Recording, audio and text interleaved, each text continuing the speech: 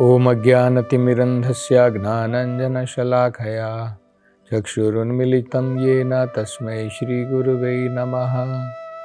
नमो ओम विष्णुपदाय कृष्णप्रेष्ठाय भूतले श्रीमते भक्तिवेदांत स्वामिनिति नामिने। नमस्ते सरस्वती देवे गौरवाणी प्रचारिणे निर्विशेष शून्यवादी पाश्चात्य देशतारिणे। जय श्री कृष्ण चैतन्य प्रभु नित्यानंद श्री अद्वैत गदाधर श्रीवासदि गौर भक्तवृंद। हरे कृष्णा कृष्ण कृष्णा हरे हरे, हरे राम राम राम हरे हरे। हरे कृष्णा। तो पिछली कथा में हम श्रवण कर रहे थे किस प्रकार से नारद मुनि की योग माया शक्ति के द्वारा ये जो जीव था चित्रकेतु के पुत्र के रूप में जिसने जन्म लिया था, मृत्यु के बाद भी कुछ समय के लिए नारद जी ने उसे अपने शरीर में वापस बुला लिया। और अब ये जीव जो है आत्मज्ञान और परमात्मा ज्ञान चित्रकेतु को, अपने सगे संबंधियों को जो वहां पर विलाप कर रहे हैं उसकी मृत्यु के कारण, उनको वो आत्मज्ञान प्रदान कर रहे हैं। तो आत्मज्ञान के बारे में हमने श्रवण किया था कि किस प्रकार से उन्होंने बताया कि आत्मा अत्यंत सूक्ष्म है, आत्मा का जन्म नहीं है, आत्मा की कोई मृत्यु नहीं है। आत्मा उस परमात्मा का एक छोटा सा अंश है। तो अब वो परमात्मा का ज्ञान प्रदान करते हैं, क्योंकि जब हम इस भौतिक संसार में हैं, इस शरीर के अंदर में एक आत्मा है, एक परमात्मा है। आत्मा इस शरीर के अंदर में अनेकों प्रकार के भौतिक कार्यों में लगी है और अनेकों प्रकार के भौतिक कार्यों के फलों को भोग रही है। कभी ये फल मीठे होते हैं, कभी ये फल कड़वे होते हैं। इसको कहते हैं सुख और दुख भोगना। ये उदाहरण दिया है, देखिए बड़ा सुंदर उदाहरण है, हमारे समझने लायक है, जिससे हम आत्मा और परमात्मा की क्या स्थिति है समझ सकते हैं। ये उपनिषद में उदाहरण दिया है। समाने वृक्षे पुरुषो द्विमग्नो, मतलब समान एक ही पेड़ के ऊपर दो चिड़िया बैठी है। एक पेड़ के ऊपर दो पक्षी बैठे हुए हैं, लेकिन दोनों पक्षियों में अंतर है। एक पक्षी जो है इस पेड़ में जो फल है उसको चखने में लगा हुआ है। कभी उसको मीठा फल मिलता है, कभी खट्टा फल मिलता है, कभी कड़वा फल मिलता है। लेकिन ये जो दूसरा पक्षी है उसको इन फलों को खाने में कोई रुचि नहीं है। उसको कहते हैं उदासीनवत, मतलब कोई रुचि नहीं है। लेकिन ये जो दूसरा पक्षी है, ये इस पक्षी की सभी प्रकार की क्रियाओं के ऊपर उसकी दृष्टि है। उसको कहते दृष्टा, विटनेस, साक्षी। मतलब हम क्या कर रहे हैं, हम क्या नहीं कर रहे हैं, उसके साक्षी कौन है? परमात्मा है। तो भगवान हमारे हृदय में एक साक्षी के रूप में विराजमान है, परमात्मा के रूप में। हमने जो भी कार्य किए हैं उसका कोई साक्षी तो होना चाहिए ना। अगर हमें अगले जन्म में हम लोग कहते हैं हम अपने कर्म फलों को भोग रहे हैं, हम कहते हैं ना मैंने पुराने जीवन में, मैंने पिछले जीवन में कुछ पाप कर्म किए होंगे, उसके फलों को मैं भोग रहा हूं। अब अगर मैं फलों को भोग रहा हूं तो कोई तो साक्षी होना चाहिए, कोई तो जजमेंट देने वाला होना चाहिए। किसी ने तो मुझे ये कर्म के फल प्रदान किए हैं। कोई अनेकों प्रकार के भौतिक सुखों को भोग रहा है, कोई भौतिक दुखों को भोग रहा है। तो किसने ये साक्षी के रूप में ये देखा था कि भाई इसने गलत कर्म किए थे, इसने अच्छे कर्म किए थे? और ये जजमेंट किसने दी, ये न्याय किसने दिया? वो परमात्मा है। इसलिए उनको क्या कहते हैं? उपादृष्टा। उपादृष्टा मतलब वो साक्षी के रूप में। तो अब ये जीव जो है ये परमात्मा का ज्ञान दे रहे हैं। ये परमात्मा जो हमारे हृदय में, उनके क्या लक्षण हैं वो बता रहे। तो कहते हैं नहीं अस्य अस्ति प्रियः कश्चित न अप्रियः।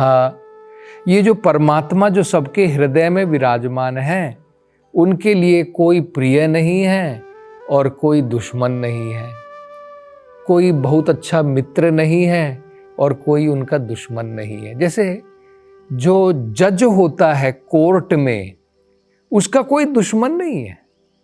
वो किसी को फांसी की सजा दे रहा है, वो उसका दुश्मन नहीं है। ऐसा नहीं है कि अरे ये मेरा दुश्मन है, इसको फांसी की सजा सुना दो।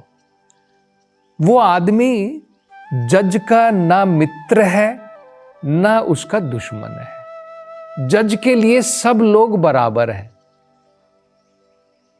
इसी प्रकार से परमात्मा जो हमारे हृदय में विराजमान है, उनके लिए ऐसा कोई प्रिय वस्तु नहीं है और उनका कोई शत्रु भी नहीं है। तो ये कहा है, देखिए, न ही अस्य अस्ति प्रिय कश्चित न अप्रिय। न उनको कोई प्रिय न कोई अप्रिय है। स्वपरो अपीवा, ना उनका कोई अपना है ना कोई पराया है। हमारा ऐसा नहीं होता। देखिए, हमारे लक्षण भौतिक संसार में क्या है?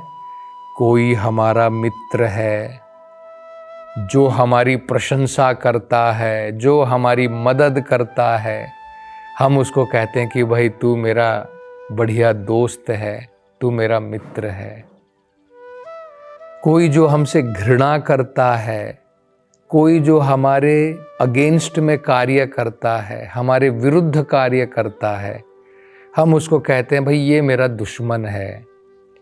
तो हम लोग संसार में मित्र बनाते हैं, दुश्मन बनाते हैं, लेकिन भगवान का ना कोई ऐसा मित्र है, ना भगवान का कोई शत्रु है।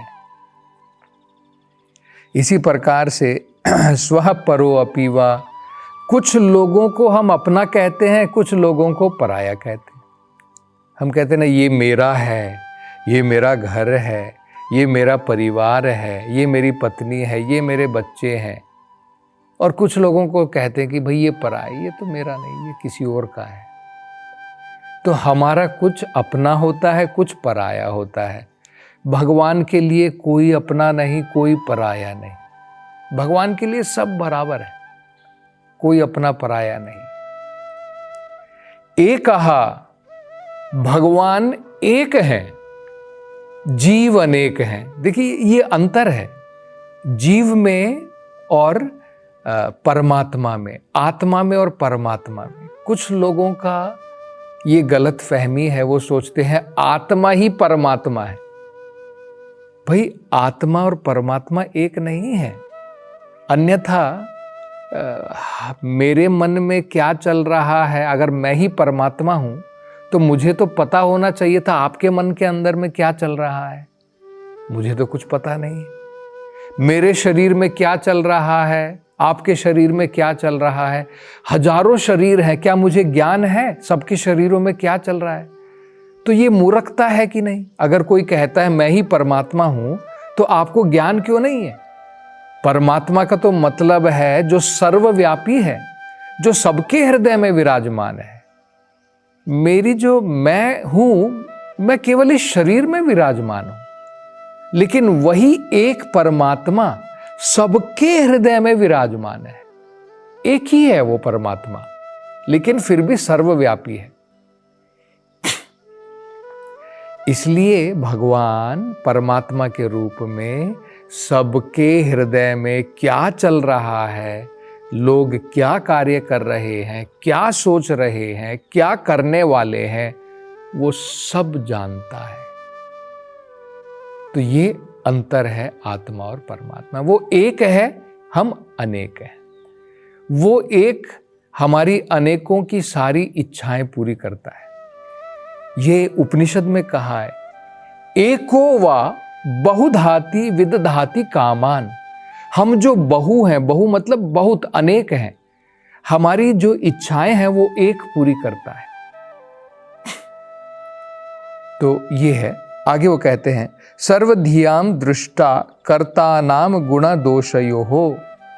हम कई बार अच्छे काम करते हैं, गुणा दोषयो हो, कई बार पाप कर्म करते हैं, गलत कार्य करते हैं। इन सबके दृष्टा है, हृदय के अंदर में बैठ करके भगवान दृष्टा है, देख रहे हैं हमने क्या किया है, हम क्या कर रहे हैं, हम क्या विचार कर रहे हैं, भगवान सब जानते हैं। तो ये बहुत सुंदर वर्णन भगवद गीता में भी किया है कि भगवान के लिए सब बराबर है। क्या कहा है? समोहम सर्वभूतेषु। भगवान कह रहे हैं, कृष्ण भगवान अर्जुन से कह रहे हैं, हे अर्जुन, समो अहम, मैं सबके लिए समान हूं, बराबर हूं। सर्वभूतेषु, सर्वभूतेषु मतलब जितने भी जीव हैं, सब मेरे लिए बराबर है। आगे वो कहते हैं, न में द्वेषो अस्ति न प्रियः।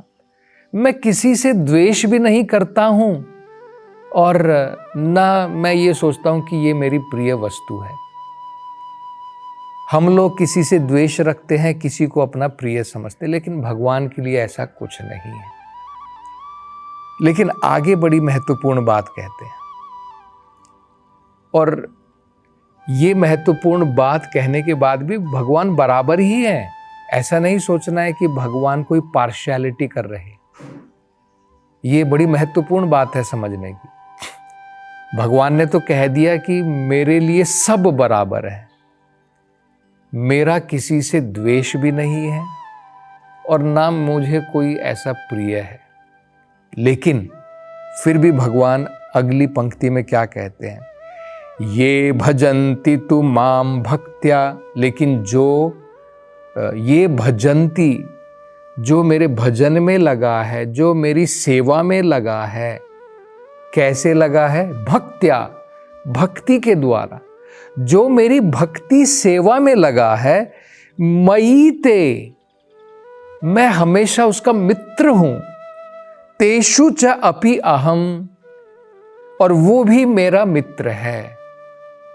तो हम लोग सोचेंगे ये भगवान ने पहले तो कह दिया मैं सबके लिए बराबर हूं, लेकिन अगली पंक्ति में ही भगवान कह रहे हैं जो मेरी भक्ति में लगा है, भक्ति के साथ जो मेरी सेवा में लगा है, मैं उसका मित्र हूं और वो भी मेरा मित्र है।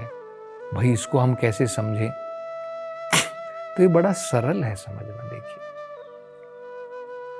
एक पिताजी हैं, उनकी 2 संतान हैं। एक संतान बड़ी आज्ञाकारी है, पिताजी आप जो कहेंगे मैं वही करूंगा। एक संतान दुष्ट है, डिसोबीडियंट है, आज्ञाकारी नहीं है, पिता जो कहते हैं उसका उल्टा करता है। लेकिन फिर भी पिताजी के लिए दोनों बराबर हैं। पिताजी की ट्रीटमेंट अलग हो सकती है दोनों के लिए, लेकिन फिर भी पिताजी के लिए दोनों बराबर है। देखिए कैसे, एक बच्चा जो आज्ञाकारी है, पिताजी जो कहते हैं वो करता है, पिताजी क्या करेंगे, उसको शाबाशी देंगे, बेटा बहुत बढ़िया काम किया, बहुत अच्छा किया, ऐसे ही करता रहे, पिताजी उसको इनकरेजमेंट देंगे। एक जो दुष्ट है, गलत रास्ते पर जा रहा है, गलत कार्य करने में लगा है, पिताजी की बात नहीं मान रहा है, पिताजी के लिए वो भी बराबर है, पिताजी का स्नेह उसके ऊपर भी है, लेकिन उनकी ट्रीटमेंट अलग है। पिताजी उसको शाबाशी नहीं देंगे, बेटा बहुत बढ़िया काम किया, तूने चोरी की, बहुत अच्छा काम किया। पिताजी उसको थप्पड़ देंगे, उसको सही रास्ते पर लाने के लिए थप्पड़ मारेंगे। तो क्योंकि पिताजी ने थप्पड़ मारा है, इसका मतलब ये नहीं है कि पिताजी को वो प्रिय नहीं है, फिर भी पिताजी का स्नेह है, स्नेह के कारण ही पिताजी ने थप्पड़ मारा है उसको सही रास्ते पर लाने के लिए। ये हमको समझना है। इसी प्रकार से जो भगवान की भक्ति में लगा है वो आज्ञाकारी है, तो भगवान इसलिए कह रहे हैं कि वो मेरा मित्र है, मैं उसका मित्र हूं। और भगवान दुष्टों के लिए, जो उनकी दुष्ट संतान है, जो दुष्ट रास्तों पर निकल चुकी है, जो असुर बन चुके हैं, उनके लिए भी भगवान कहते, देखिए क्या कहते हैं, ताम अहम दुष्टा क्रूरान संसारेषु नराधमान। जो क्रूर हैं, जो दुष्ट हैं, दुष्ट मतलब दुष्ट हैं, नराधमान, नरों में सबसे अधम है, सबसे नीच लोग हैं। क्षिपामि अजस्य अशुभाम आसुरीम एव योनिषु, मैं उनको असुरिक योनियों में फेंक देता हूं। मतलब ये भगवान का थप्पड़ है, उनके लिए सजा है, उनको सही रास्ते पर लाने के लिए। तो बड़ा सुंदर परमात्मा ज्ञान वो देते हैं, और आगे इस बारे में हम चर्चा अगली कथा में करेंगे। हरे कृष्णा।